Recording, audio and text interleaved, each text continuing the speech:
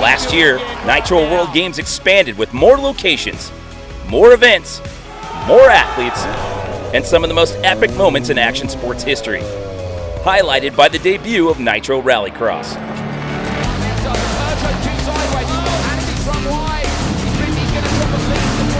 This year, that expansion continues, and the contest will be the most competitive we have ever seen. From FMX Best Trick, to Moto Quarter Pipe, to flat track racing, to Nitro Rallycross. It will be like nothing we've witnessed before. Right now, we're about to kick things off with an all-new event, Super Hooligan Flat Track Racing, live from the Utah Motorsports Campus just outside Salt Lake City. So we've teased it. We've talked about some of the things you can expect to see out here this afternoon. We've talked about some of the highlights of the riders to watch for out here today. But one thing we have not talked about yet, Roland, is the track that these riders are going to have to contend with out here today at the Utah Motorsports Campus. So right now, let's take a little bit of an in-depth look at this track and what these riders are going to have to wrestle with out here today.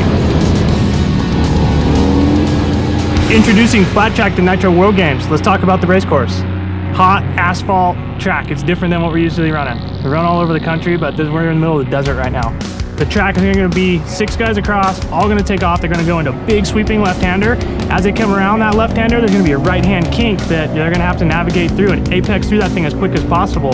So they'll get through that little right-hand kink down the back straightaway and then go into another big broad sweeper into front straightaway. And then they come back into this kind of narrow first corner again. They're going to have to gather it up. The faster you're trying to go, the more mistakes you could possibly make, you'll get passed by the next guy. Every time we race on pavement, it levels the playing field. You never know. It's anybody's day. It's all who can put together a good fast lap.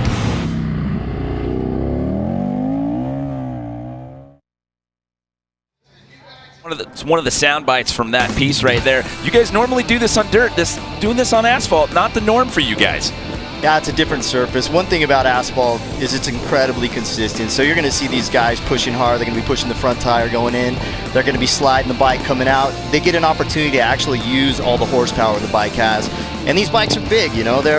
We're talking 1,200 cc, some are 750 cc's. The rules are 750 cc and up. So you see some fast bikes out here, and they're really going to take advantage of that horsepower on this racetrack. Well, this is how we do it to kick the party off out here today. These are the qualifying rounds here. Basically, we're going to have 4 heats to start it off.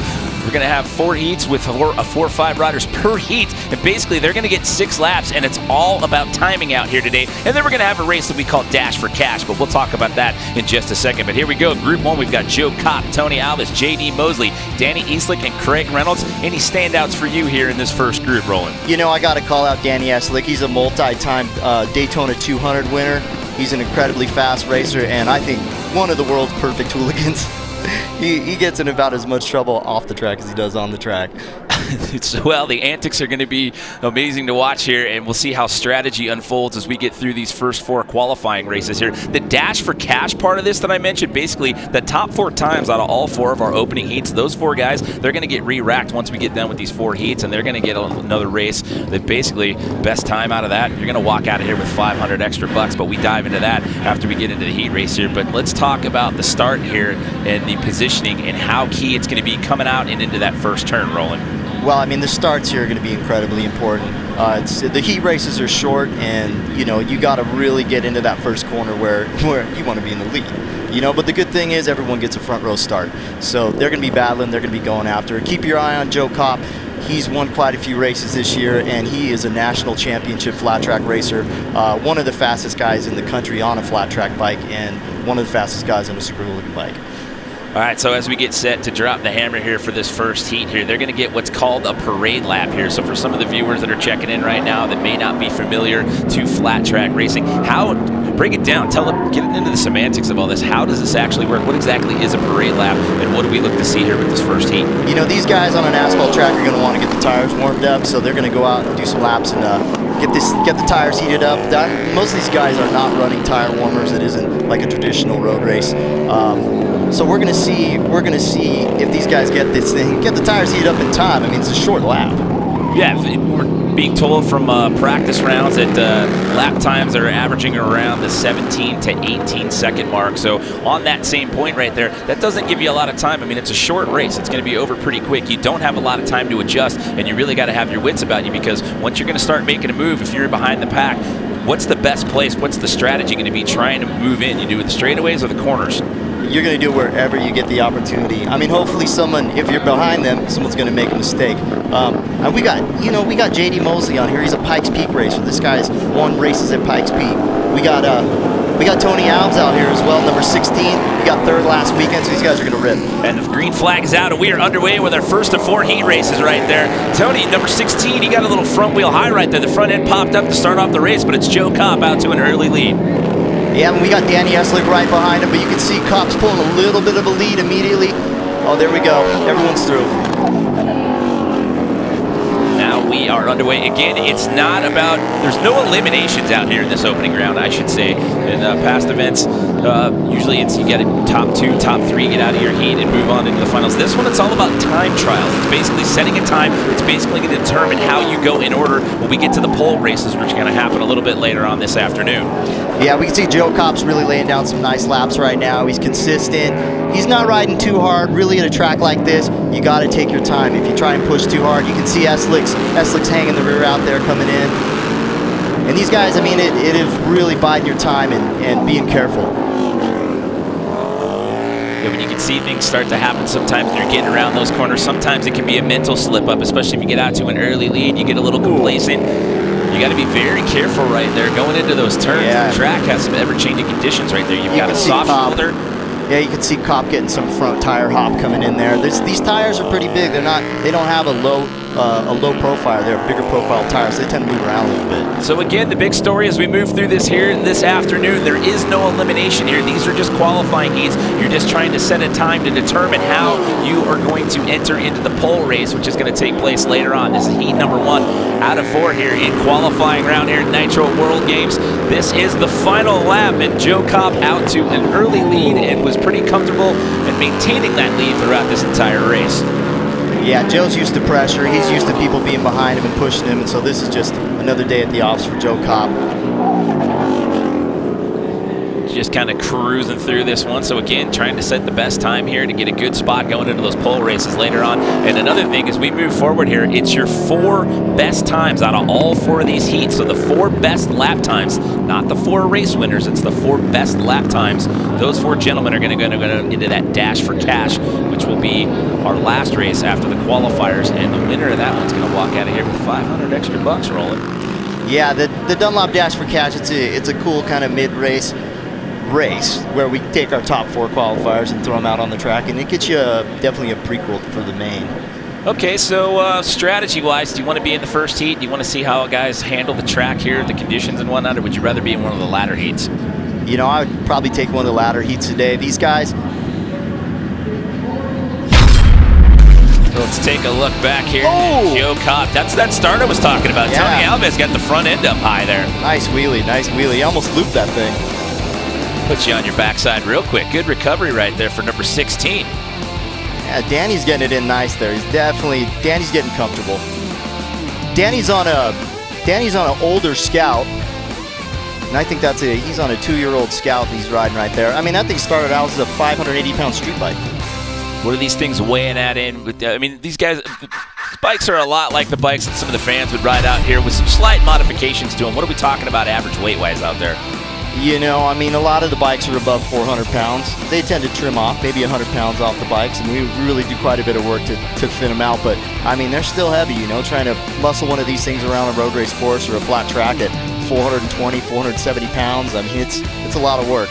So it's Joe Kopp, your current Super Hooligan National Championship Series points leader right now. He is the best time out of group number 1. 18.46 seconds right there was his best time. As we take a look at group number 2, and in this group we've got Andy DeBrino, AJ Kirkpatrick, Jim Otlet, Steve Bonzi, and Curtis Downs here in this second group. We're going to get them out on the parade lap, but before we get to their race, let's learn a little bit more right now about one of our athletes in this heat, Steve Bonzi. I'm Andy DeBrino. I'm here at Nitro World Games racing Super Hooligans. So I'm the 2-time defending national champion. I come from motocross, supermoto, road race background, so stoked to be out here racing a flat track bike on the asphalt, so it kind of feels like my roots. Competition is going to be interesting. You know, we got some wild card guys with some Nitro Circus guys coming out, Pastrana. Then you got the usual guys, you know, Joe Kopp, who's my biggest rival. We've been wheel to wheel all year. I'd like to think it's going to be us two duking it out, but curious to see if any of these wildcard guys have something to say about that. So hopefully they can get between us and you know, shake things up a bit. So that was actually Andy DeBrino. I sandbagged you guys on that one. I thought we were going to see Steve Bonzi, but Andy DeBrino giving you a little look into what he's excited about here at the Nitro World Games and its first ever inclusion of Super Hooligan flat track racing. We started off with Andy DeBrino. He's on the pole spot right there. AJ Kirkpatrick, Jim Otlet, Stevie Bonzi, and Curtis Downs. Curtis Downs, one of our BMX athletes. This is his first foray into flat track racing. So welcome to the party, Curtis Downs. Oh, Andy got a great start, as expected. This guy, man, I tell you what, he's so consistent out there. And his bike, he's probably got one of the lightest bikes in the field, so you're going to see Andy muscling this thing around, and that bike's going to come off the corner real well. He's got it working. He's got it working good. He's on that KTM Duke 790. He's a 2-time Super Hooligan national champion. He won last year as well as the 2017 season. Currently ranked number 2 on points, and that was Andy getting a little loose right Yeah, you can see Bonzi number 80 back there pushing. Bonzi's an ex-125 and 250 Grand Prix rider, so he knows the asphalt like the back of his hand. And he's chasing down AJ Kirkpatrick on that Indian right now. So again, it's a 6-lap race here. This is all about qualifying just for times. There is no elimination in this part of the flat track racing out here today at Nitro World Games. This is our second group out of 4. Yeah, number 12, AJ Kirkpatrick, he's riding an FTR 1200 Indian. That did start out as a 580-pound bike, but I think we trimmed him up to about 460 pounds. He's muscling that thing around. You can see DeBrino really pushing the tires already. I mean, the guy's not only does he have good style, but he just pushes, you know. He's willing to push the bike past its limits, and it's always good to see that. One thing that we're not seeing thus far, obviously you guys laying back just a little bit due to time qualifying, you're not seeing there's not a lot of tight grouping right now. Everyone's kind of backed off a little bit, giving one another space. How much is that going to change as we move towards the finals later on this afternoon? Well, you know, we got 5 different heat races here, so we got quite a bit of talent spread out throughout the field. As guys get more consistent, you'll see it tighten up. You know, you'll see the fast guys definitely gather, and they'll be battling to the end. So as we mentioned before, Andy DeBrino currently ranked number 2 on the 2019 Super Hooligan National Championship Point Series. As you mentioned before, this is stop number 8, and here comes the checkered flag. Oh, and Mr. DeBrino gets across again. It's not about how you finish, it's just about a time. There's a pole race, which happens later on this afternoon that will determine who makes it into our final and how they get to choose their lane selection going into that final later on tonight. You can see Andy out there having a good time, you know. I mean, you can see when someone's riding a motorcycle and they're having a lot of fun. I think Andy, he has probably more fun than anybody out there. You watch him ride.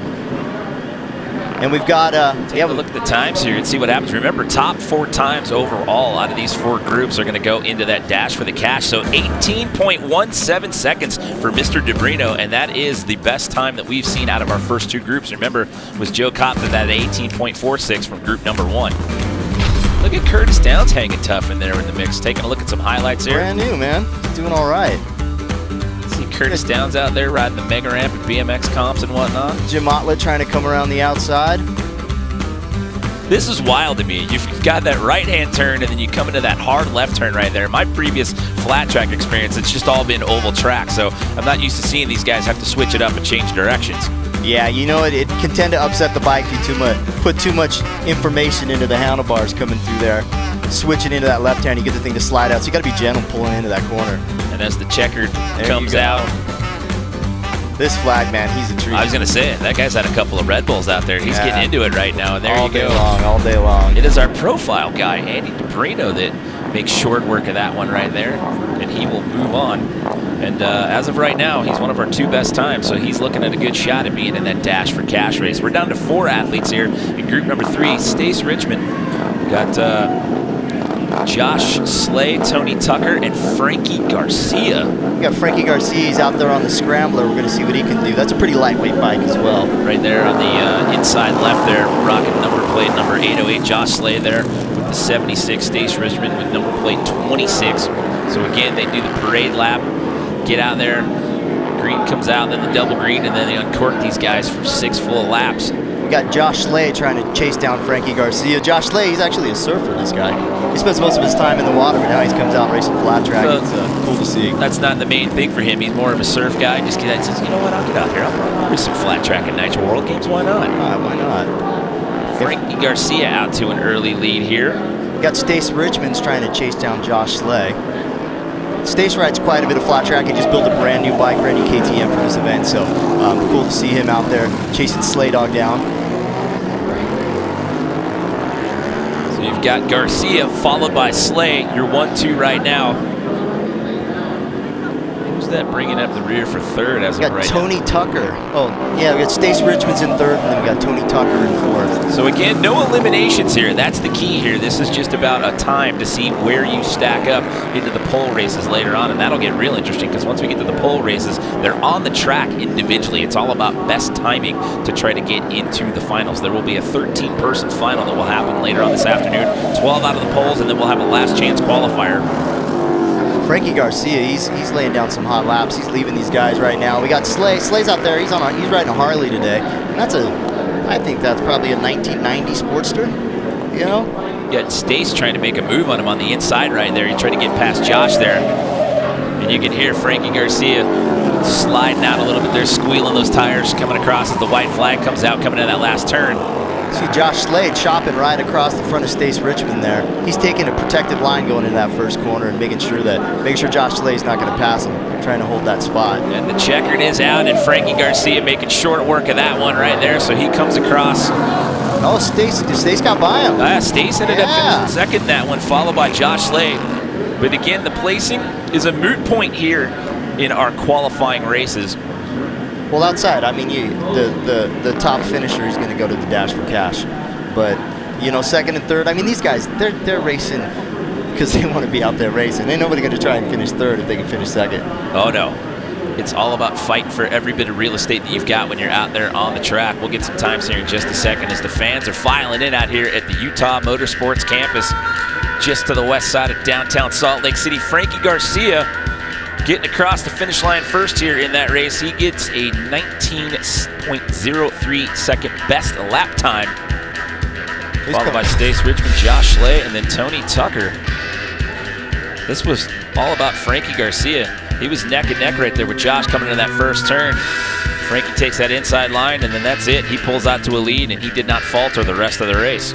Yeah, these pavement guys, and Frankie spent a lot of time on the pavement. You can see the guys who've had some road race experience, taking a little bit different lines, taking their time a little bit. Some of these guys are fairly new to the pavement, so they're doing a little bit of learning today. How about that little battle going on between Josh and Stace right there?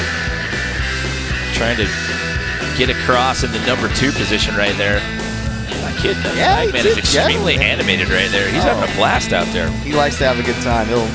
He'd like to get the flag as close to the riders as possible. That's the spirit of the Nitro World Games, is having some fun, right?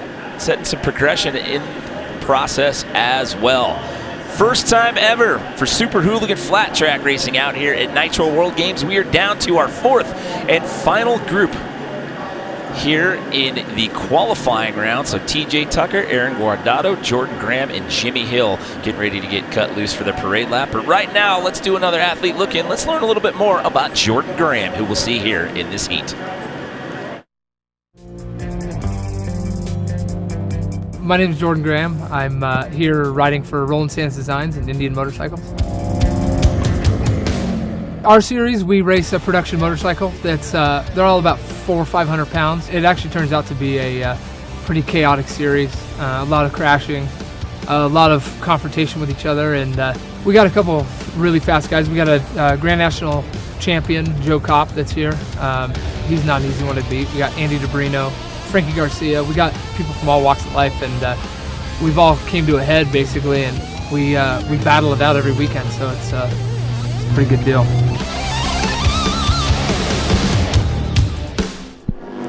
Well, he's currently ranked 4th right now on the 2019 Super Hooligan National Championship Point Series. Finished out 5th the last 2 years on an Indian FTR 1200 out here today. So we get them set to the line. Don't forget, we've got our first 3 athletes have punched their ticket to that Dash for Cash race. We're going to add one more into the mix here in this fourth and final heat. That dash for cash, basically.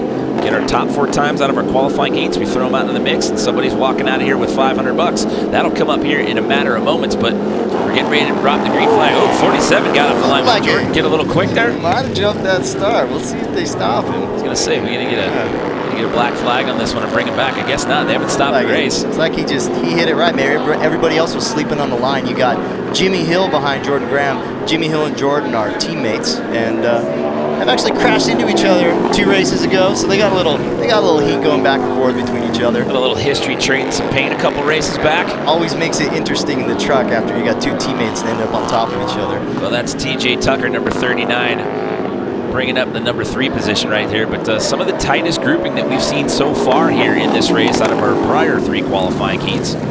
Jimmy Hill, Jimmy Hill's a motocross freestyler. We can see he's taking a little bit easier inside line.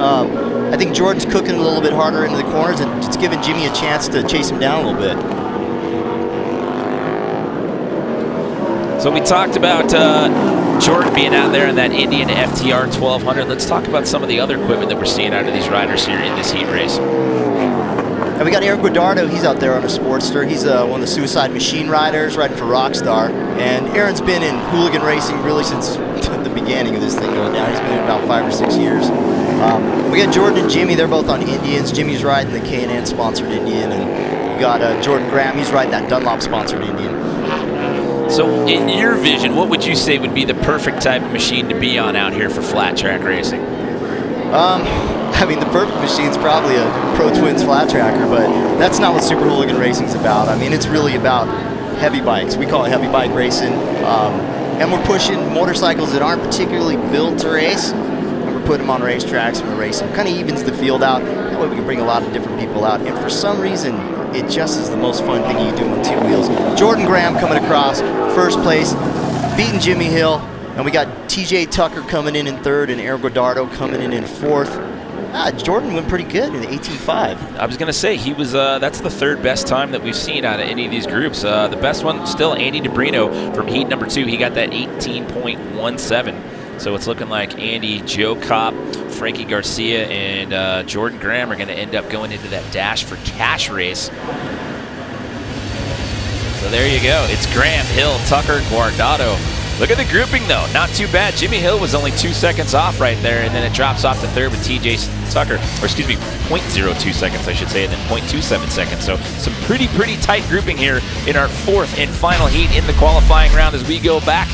Take a look at that start right there. Wow. You called it. I thought they were going to restart, but you said it. Jordan just timed it right. Jordan timed it right. Every once in a while, you get a hell of a good start. I mean, this track is definitely proven to be hard to pass on. So you see Jimmy getting close to him, but man, it's difficult to put a pass on. It's difficult to get a drive to do that in the next lap. To short corners and a fairly short straightaway. These guys aren't going through the gears though. They're going from 1st to 3rd gear, and there's opportunities for guys to make mistakes, and we're going to see some passing. And again, with Jordan Graham getting out to that early lead, it was his to lose at that point right there. But again, the story this morning, we are not eliminating anyone here in these qualifying heats. It's all about timing, moving on to later on into the pole races where all of these racers will get out there. They will be on the track individually, and those 12 best times will then join us in our Nitro World Games Super Hooligan Flat Track Final. We'll have a LCQ, which stands for Last Chance Qualifier if you're new to the racing world, and the top finisher from that will join the final. So we'll have 13 racers, overall riders, I should say, in that final. But one more order of business before we take a little break here and move on to another facet of the Nitro World Games, as we have the Dash for Cash going on. How's it going, everybody? Jimmy Coleman here again, sitting alongside Roland Sands over here. And, we'll talk about some of your standouts, some of the highlights overall out of those 4 heats. Who do you think's looking the best so far? It's really hard to bet against Joe and Andy. I mean, those guys have been battling consistent the whole year, so we're going to see Joe and Andy scrap again, I'm sure. Joe Kopp, I mean, they're both stylish riders, and it's great to see Jordan Graham get in there, and great to see him cutting his times down, bringing his times down. So I think it's going to be good. The dash, it's going to be solid. And, with throwing Frankie Garcia in the mix as well, he's an asphalt racer. You never know. He might chuck it in there and get a good start. You know, and again, to tell the story that we've been telling all day long, I mean, you've got Joe and Andy. Those guys are your #1 and your #2 points leaders right now on the 2019 Super Hooligan National Championship Series. So pretty excited. As you mentioned before, this is brand new to Nitro World Games, but this is actually included in the points race. You said this is stop number 8, and you have 10 overall in that series. Yeah, this is stop number 8. We've got 2 more after this, so every point counts. Well, we get the fun part of calling the action up here in the booth, but we've got a third member of our team that's out there. She's down there with the riders. She's down there in the pits. She's hanging out with the fans. Let's check in with her right now. Lorette Nickel, what do you have going on? Yay, Jimmy Coleman, we are having a great time. The energy down here is electric. These guys are having a great time. Joe Kopp on the line for the Dash for Cash. And Joe, you love this track. It really suits your history as a supermoto rider, but you have 80 pounds more on your bike that you're trying to wrestle around that track. So how do you get through this?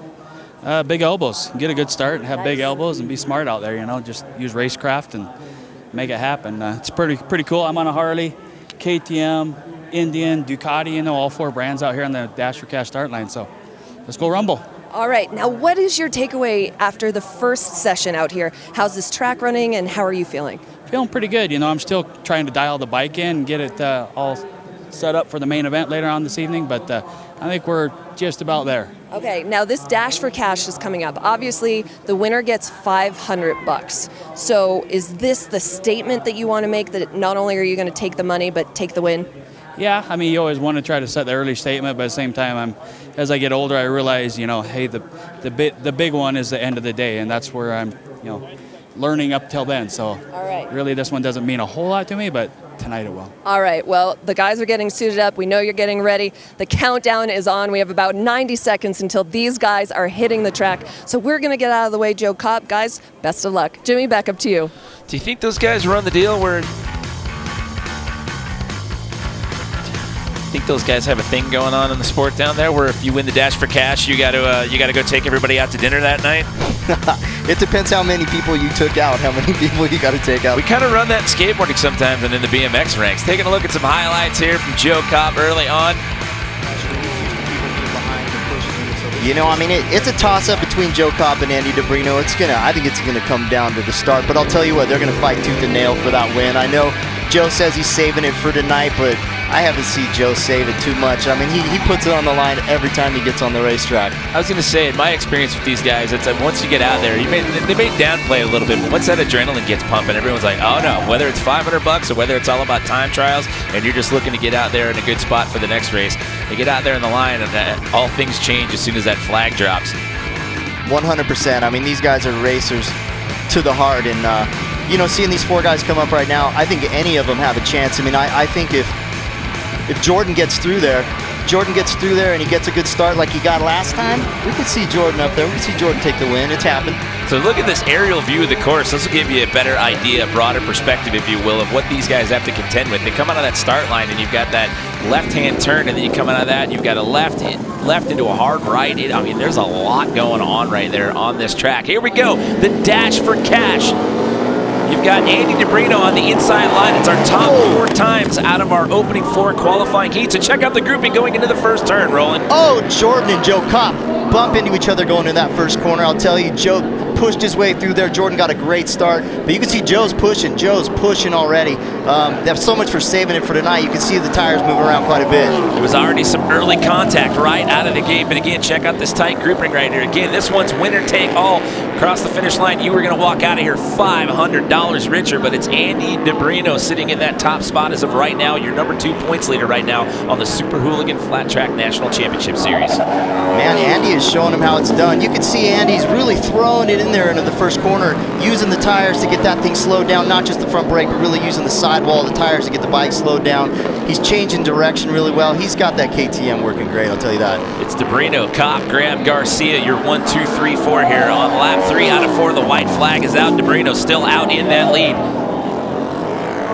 Joe Kopp's trying to chase him down. I don't know if he's got anything for Andy in this heat. Looks like he has a little bit more to learn. He may go back to the pits and make some tweaks and see what he can get going for tonight. But, I mean, these guys are all, we're seeing them push right now. We're seeing what they got right now. There's still a little bit of adjustment, but there you go, Andy DeBrino, Joe Kopp.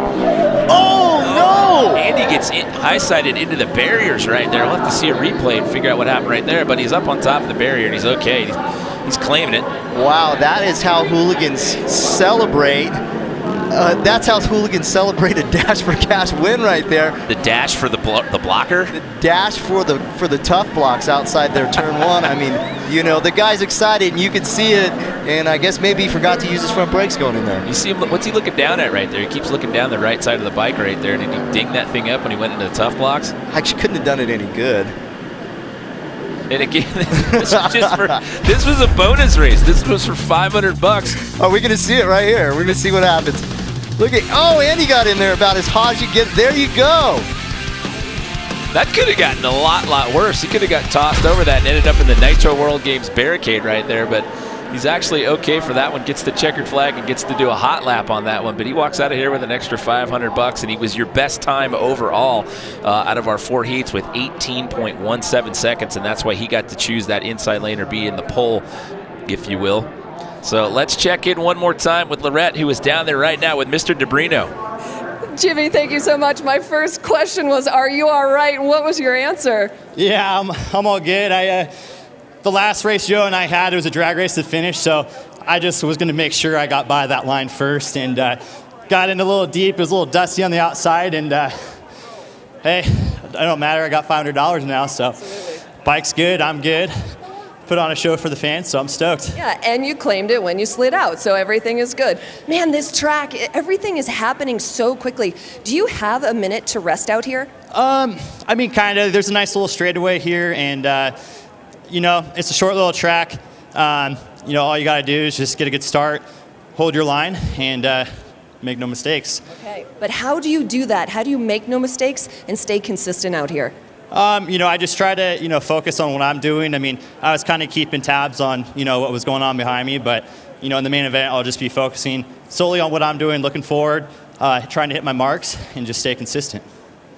All right, well, we have a trophy for you and the $500, so we will get that to you. Congratulations. Andy is taking the $500. Congratulations. So much fun. You guys, the energy again down here. We are having an incredible time. Congratulations to Andy. Jimmy? He seems pretty nonchalant about almost stacking himself up on the tough block right there. But hey, he's like, you know what, who cares? I won $500, I end up getting a trophy out of this. So nicely done there, Andy. I mean, that's true hooligan style right there. If you're going to celebrate with a crash, you know. It's not the first time it happened, I'll tell you that.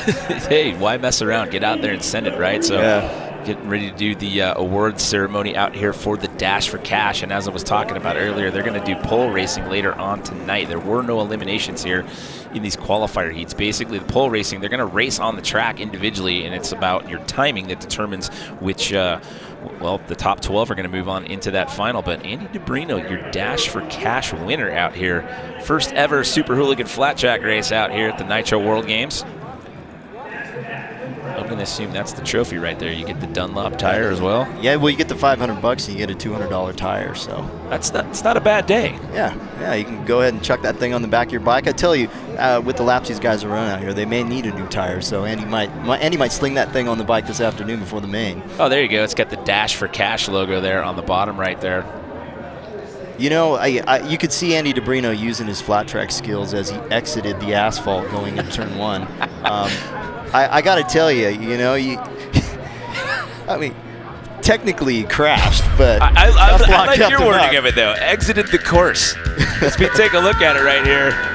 Check out the grouping and watch this first turn and watch the contact here as they're coming around out of this turn. Oh, we didn't see it on that replay, but he got out to an early lead and he stayed there.